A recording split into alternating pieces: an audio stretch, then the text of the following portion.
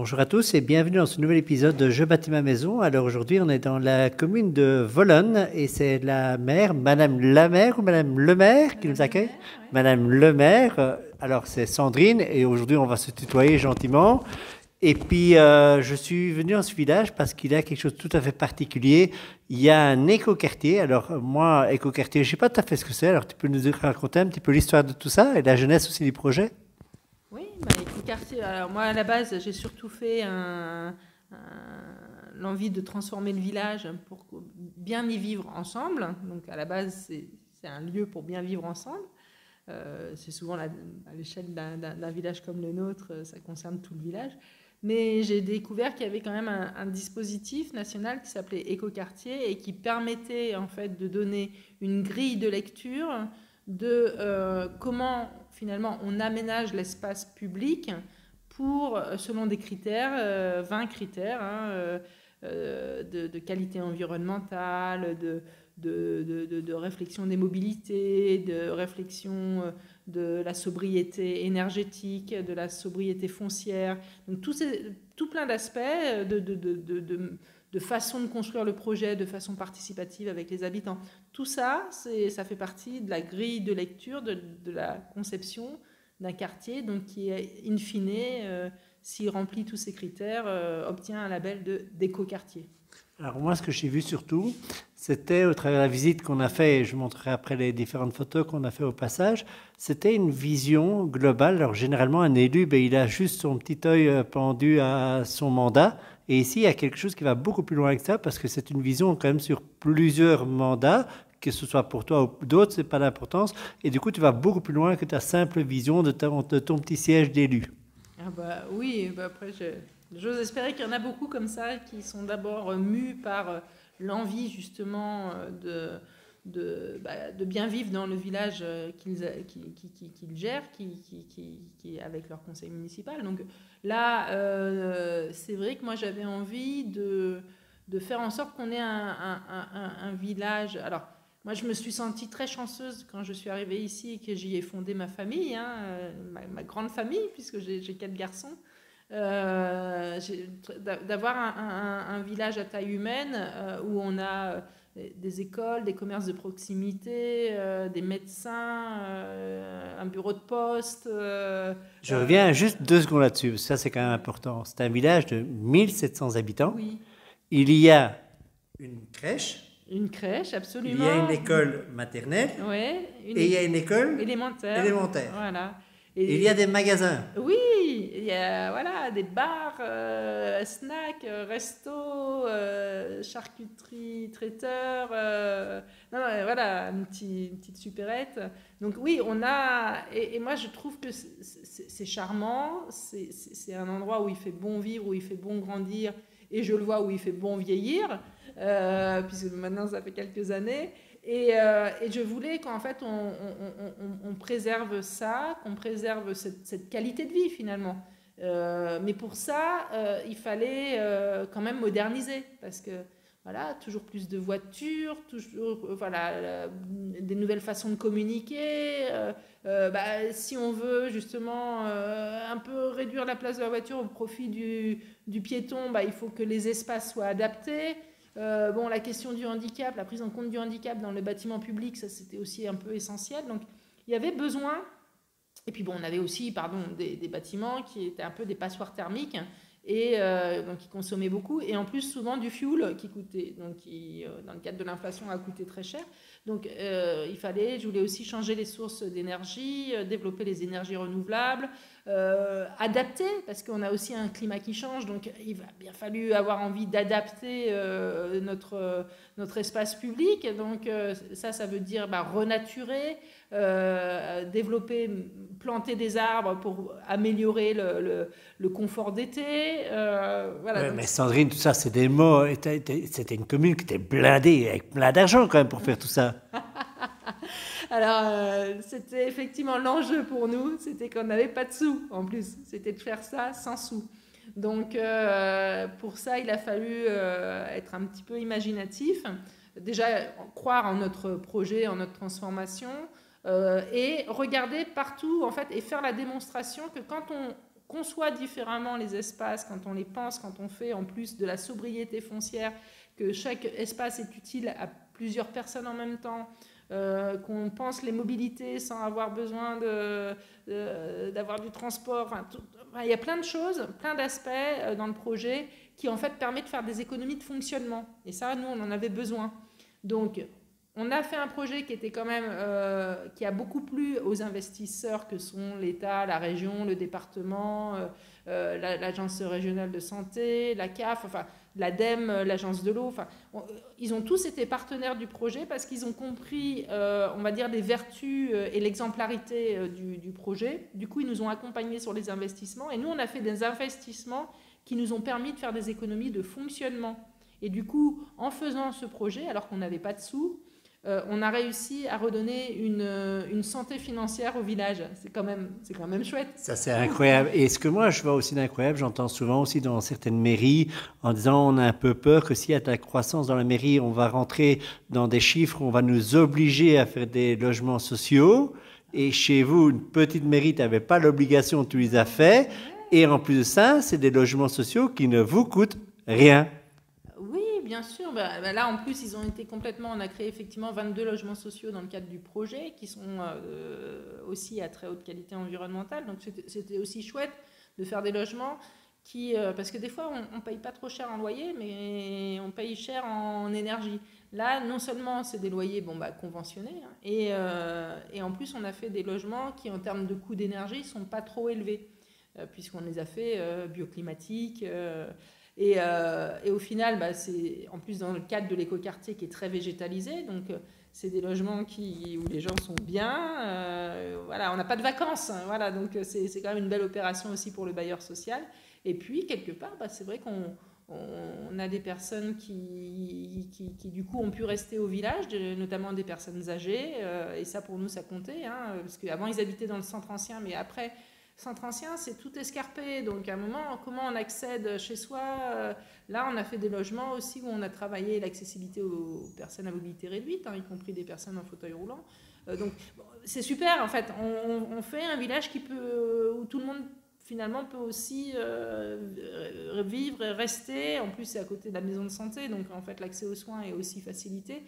Et tout ça, voilà, notre objectif initial qui était le bien vivre et le bien vivre ensemble, je trouve qu'avec tous ces paramètres, on l'atteint. Alors, non seulement tu l'atteins, mais je trouve que c'est fantastique parce que si je prends des villes qui t'entourent comme Digne ou autres, qui sont à la recherche de médecins, ici, à la limite, avec une maison, on n'avait pas assez, vous avez dû faire une deuxième maison médicale, donc ça c'est fantastique quand même. Oui, on bénéficie aussi de la dynamique qui est portée à l'échelle départementale par l'ARS et notamment aussi par le territoire de Provence-Alpes-Agglomération, hein, qui aujourd'hui développe aussi des solutions pour attirer les médecins.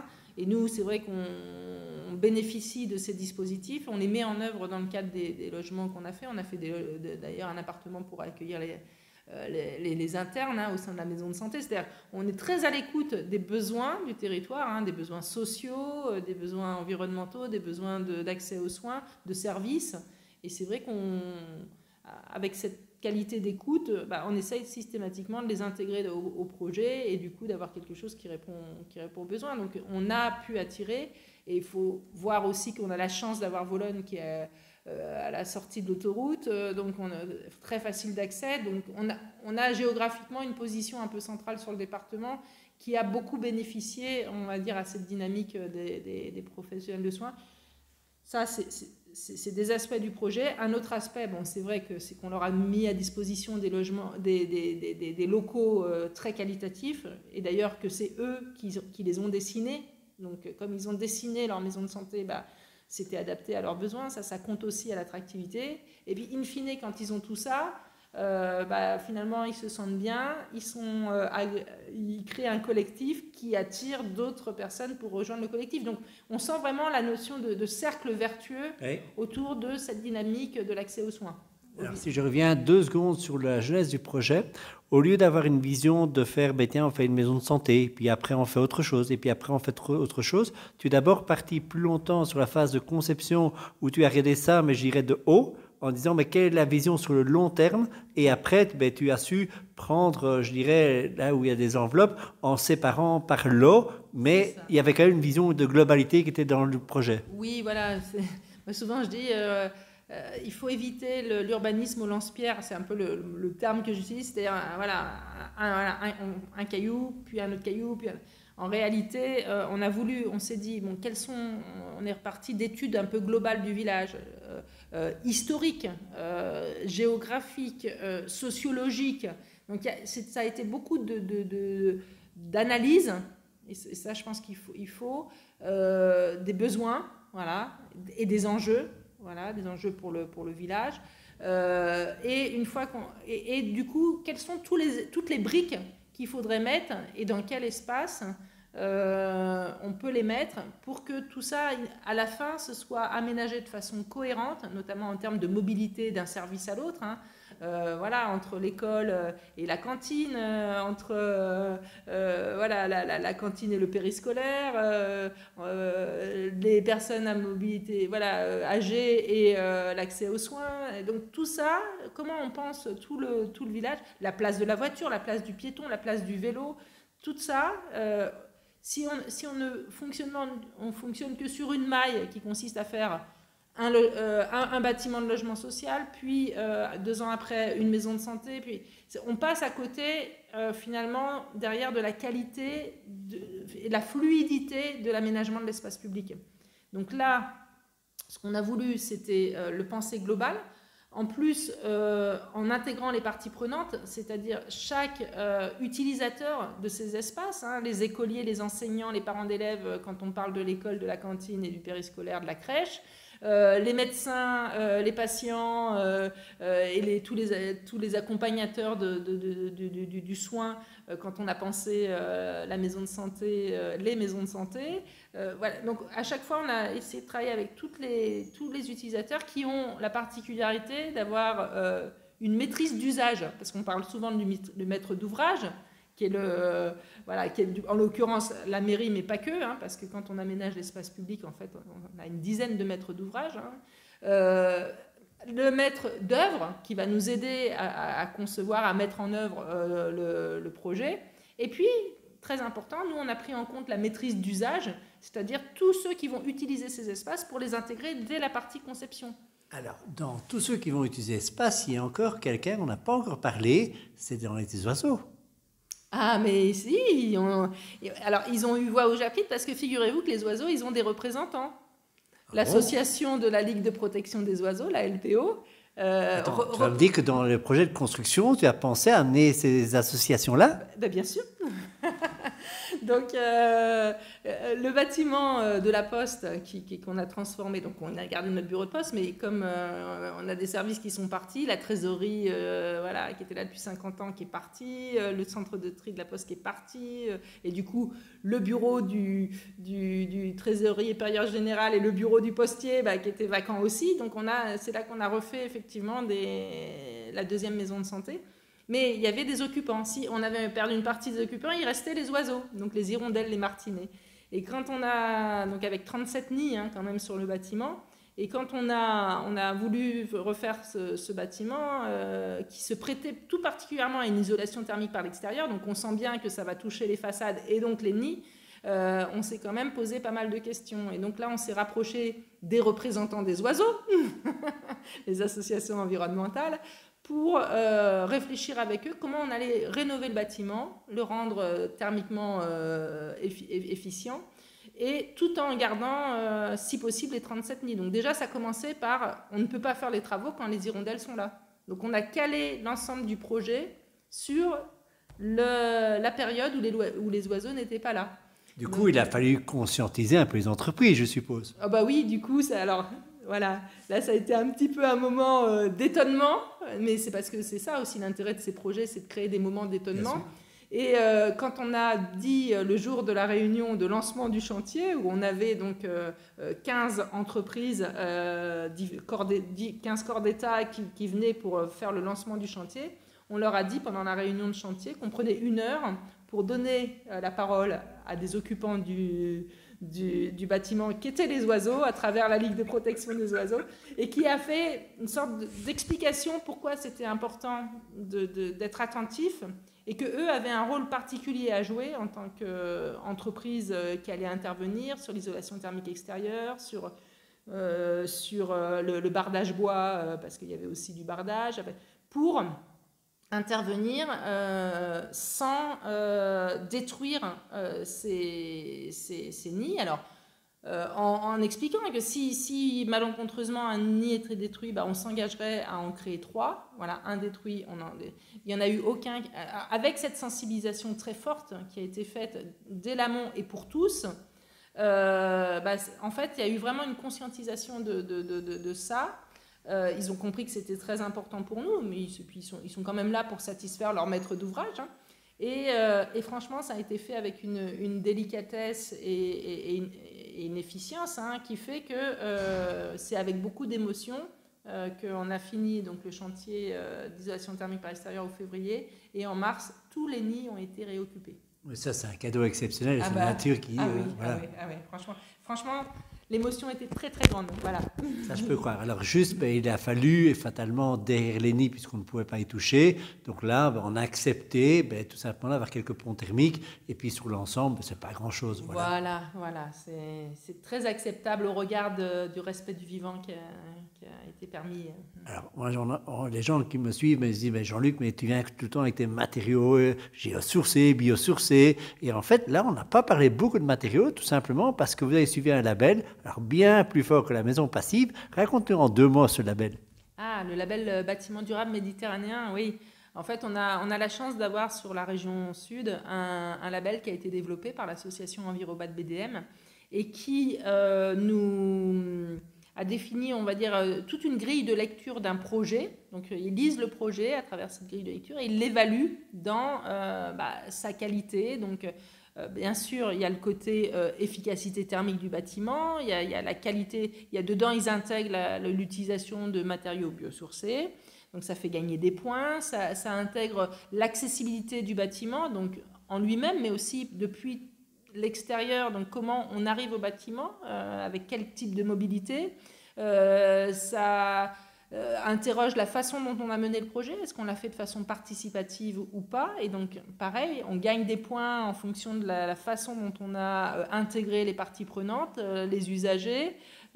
Donc c'est vraiment un label extrêmement intéressant, parce que finalement quand on le suit, alors on est content à la fin quand on a le label, mais je dirais que c'est même pas tant le label en lui-même, c'est vraiment le processus et le fait qu'il vient questionner la sobriété foncière, la sobriété énergétique, le fait d'être peu consommateur d'eau, de réutiliser les eaux pluviales, les eaux de pluie, tout ça, ça interroge tous ces aspects-là pour en faire finalement des bâtiments très très intégrés, très très adaptés à l'environnement. Et moi, je suis très très fan de ce label. Alors, ça a un coût, évidemment, mais qu'est-ce que ça représente par rapport au budget global du projet et finalement à la noblesse finalement du bâtiment et de son environnement qui émerge de cette façon d'avoir pensé le projet. Tout à fait. Ça, ici, on parle du cœur du village, mais maintenant, je suppose qu'il y a des terrains à bâtir comme un peu partout ailleurs. Et moi, si je suis porteur de projet, que je vais voir la mairie, est-ce que la mairie essaierait de me faire comprendre que ça serait peut-être bien que le béton parpaing, il y a peut-être autre chose, ou ça ne rentre pas encore dans le discours? Alors oui, bien sûr. Enfin,